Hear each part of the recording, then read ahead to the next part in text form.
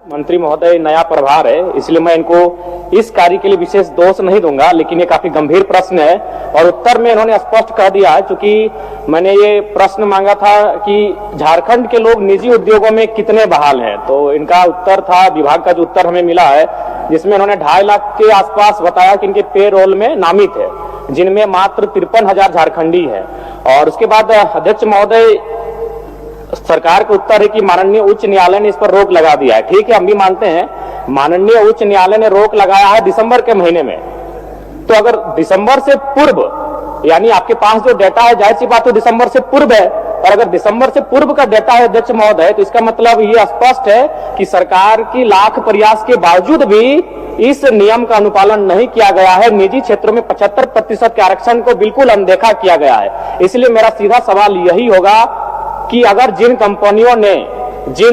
निजी कंपनियों ने आपके इस नियम का अनुपालन नहीं किया, क्या आप उस पर कार्रवाई करने का पक्ष रखते हैं? माननीय मंत्री जी। अध्यक्ष महोदय, चूंकि उच्च न्यायालय में इस पे रोक लगा दिया गया है और जो माननीय विधायक जयराम माथुर जी का सवाल वाकई में लाजमी है महोदय कि इन्होंने पूर्व की बात किया है, तो महोदय हम जांच करा लेते हैं। अगर इस तरह की कोई बात उसमें आती है महोदय, और माननीय विधायक जी को भी हम सूचना दे देंगे, तो अगर किसी प्रकार की कोई गड़बड़ी होगा महोदय तो उस पर हम कार्रवाई करेंगे महोदय। अध्यक्ष महोदय, मेरा दूसरा पूरक है जो कि महत्वपूर्ण है। माननीय उच्च न्यायालय में चल रहे इस मामले में सरकार की तैयारी क्या है? कहीं ऐसा ना हो 2002 में भी स्थानीय नीति हम लेकर आए थे, उच्च न्यायालय में रोक लगी और सरकार ने से उसके ऊपर के सदन में चुनौती नहीं दिया, जिसका परिणाम आज 25 साल के बाद भी झारखंड का आम जनमानस भुगत रहा है। तो मान के चलिए अगर नकारात्मक निर्णय आता है, उच्च न्यायालय की बात हो रही है इस नियोजन नीति में, अगर मान के चलिए हमारा नकारात्मक उत्तर आता है उच्च न्यायालय के द्वारा, तो उस समय सरकार की तैयारी क्या है और सरकार की कार्य योजना क्या है? सरकार किस प्रकार इस गंभीर विषय से निपटेगी? मैं ये सरकार के माननीय मंत्री से जानना चाहता हूँ। माननीय मंत्री जी। अध्यक्ष महोदय, जब तक न्यायालय से कोई आदेश नहीं आता है महोदय, तब तक हम उस पर कोई निर्णय नहीं ले सकते महोदय, और जब उच्च न्यायालय से आदेश आ जाएगा महोदय उसको देख लेंगे, फिर राजहित में जो निर्णय होगा महोदय हम लोग करेंगे। अध्यक्ष महोदय, मेरा सीधा पूरक रहेगा माननीय मंत्री जी से, क्या आउटसोर्सिंग कंपनियां जैसे जो पारा मेडिकल स्टाफ की बहाली लेती हैं या फिर पारा टीचिंग स्टाफ की बहाली लेती हैं या फिर अन्य सेक्टरों में जो आउटसोर्सिंग एजेंसियां स्टाफ की बहाली लेती हैं, क्या आप उन्हें निजी कंपनी मानते हैं? ऑब्जेक्टिव टू ऑब्जेक्टिव उत्तर दीजिए। अध्यक्ष महोदय, हमने साफ शब्दों में कहा महोदय कि जब तक उच्च न्यायालय से कोई आदेश पारित नहीं हो जाता महोदय, हम कुछ भी बोलने से जो है इनकार रहते हैं महोदय, क्योंकि ये मामला अभी न्यायालय में चल रहा है। जो बातें जयराम माथुर जी ने कह रहे हैं ये गंभीर सवाल है महोदय, लेकिन मामला तो उच्च न्यायालय में है। अब किस तरह का आदेश पारित होता है उसके बाद ही ना महोदय हम कोई बात बता सकते हैं। महोदय, इसमें उच्च न्यायालय का तो विषय होना चाहिए, हम बस इतना पूछे कि जो आउटसोर्सिंग एजेंसियां हैं, क्या वो निजी कंपनी के, आपका जो निजी कंपनी का प्रोटोकॉल है उसके दायरे में वो आउटसोर्सिंग एजेंसियां आती है कि नहीं है? इसमें बस मेरा यही सवाल है कि एजेंसियां जो बहाली ले रही हैं वो निजी कंपनी है या नहीं है? एक मिनट। मंत्री जी के सहयोग के लिए कि वह जो नियम है अध्यक्ष महोदय, उसमें यह प्रावधानित है कि 3 वर्ष तक 75% एडजस्टमेंट करना है।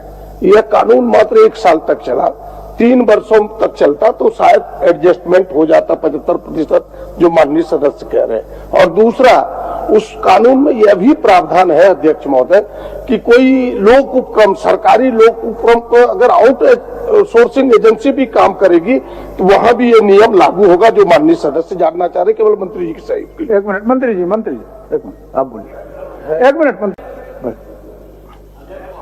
एक के साथ जवाब दे दीजिएगा।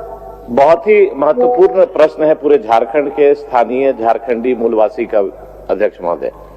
माननीय सदस्य जयराम भाई का यही है चिंता कि जो अभी एजेंसी मैन पावर जो रिक्रूट कर रही है सरकार के अधीन, क्या वो एजेंसी को आप निजी कंपनी मानते हैं, हाँ या ना?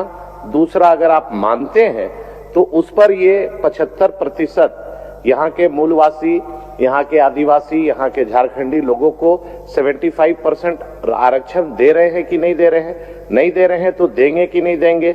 और तीसरा कि जो आपने ढोल बजाया कि 75% यहाँ के निजी क्षेत्रों में काम करने वाले को, झारखंडियों को नौकरी मिलेगा, हाईकोर्ट में आपने ऐसा पॉलिसी बनाया कि टर्न डाउन हो गया।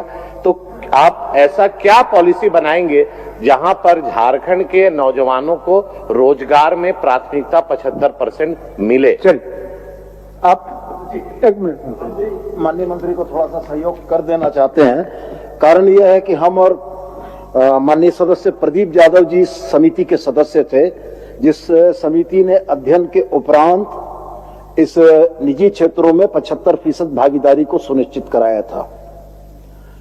2-3 विषय आए। एक विषय माननीय सदस्य नवीन जायसवाल जी का आया। हरियाणा में इन्हीं की सरकार, मनोहर लाल खट्टर जी की सरकार थी, वहां भी ऑनरेबल हाई कोर्ट ने स्टक डाउन किया इसी 75% आरक्षण के मुद्दे को।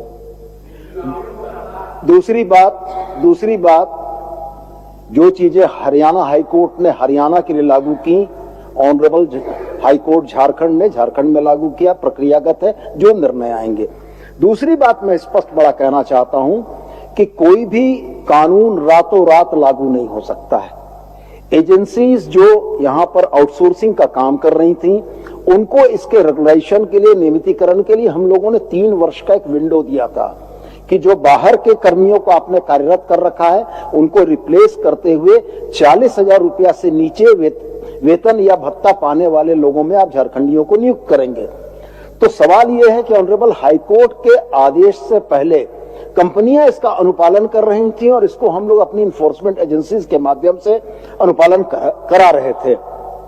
माननीय उच्च न्यायालय का न्यायाधीश जब इन बातों को भी रोकता है, तो आउटसोर्सिंग कंपनी में भी इन चीजों को लागू कर पाना संभव नहीं है, क्योंकि यह न्यायाधीश का उल्लंघन होगा। और जहां तक रह गया सवाल आउटसोर्सिंग कंपनियों के निजी होने का और नहीं होने का, तो वास्तव में वो तो निजी कंपनियां हैं ही, लेकिन यह कानून उन पर इसलिए प्रभावी नहीं है कि न्यायाधीश ने हमारे हाथ बांध रखे हैं। मान्यवर।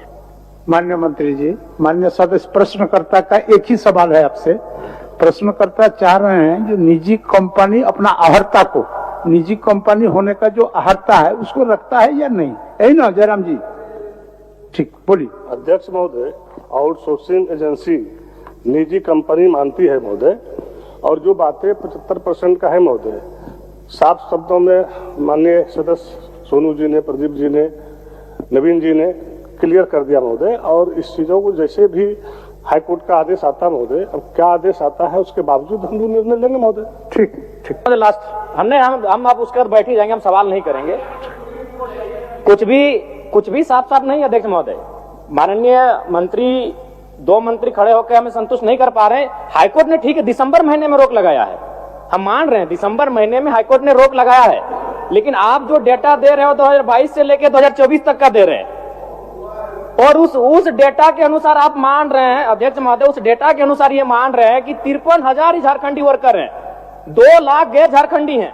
तो कैसे हम अपने आप को संतुष्ट कर पाएंगे? ना हम संतुष्ट हो पा रहे हैं, ना आज इस सत्र को घरों में बैठकर जो झारखंडी देख रहे हैं वो युवा संतुष्ट हो पाएंगे। आप खुद मान रहे हैं, आप कह रहे हैं कि आपके पेरोल में 2,46,000 वर्कर नामित हैं, जिसमें मात्र 53,000 झारखंडी है, तो हम कैसे संतुष्ट हो पाएंगे? अगर उसको परसेंटेज में तब्दील करते हैं तो 21% होता है, तो आप किस मुंह से 75% आरक्षण की बात करें? मैं मंत्री महोदय आपको दोष नहीं दे रहा, चूंकि आप नए आए हैं, लेकिन इससे पूर्व जो कार्यकाल जिन्होंने संभाला है उनसे भूल हुआ है, स्वीकारिए। दूसरी बात, जो हम बैठ रहे हैं, अब हम कुछ भी बहस नहीं करने जा रहे, राज्य की जनता सुन रही है। मंत्री महोदय, ये प्रश्न 2 बार आ चुका है। जब पहली बार ये प्रश्न आपके पास गया तो आपके विभाग का उत्तर आया था कि 7,473 नियोजक निबंधित है, और दूसरी बार 7,470, 3 नियोजक कम हो गए अध्यक्ष महोदय। यानी मंत्री जी को भी गोल गोल घुमाया जा रहा है। 5 दिन पहले मेरा यही प्रश्न आया था, 7,473 नियोजक थे, और आज मेरा प्रश्न जब दोबारा आया है तो 7,470 नियोजक हो चुके हैं। मंत्री जी को खुद गोल गोल घुमाया जा रहा है। ये इस राज्य की दुर्दशा है। हम कुछ मान्य सदस्य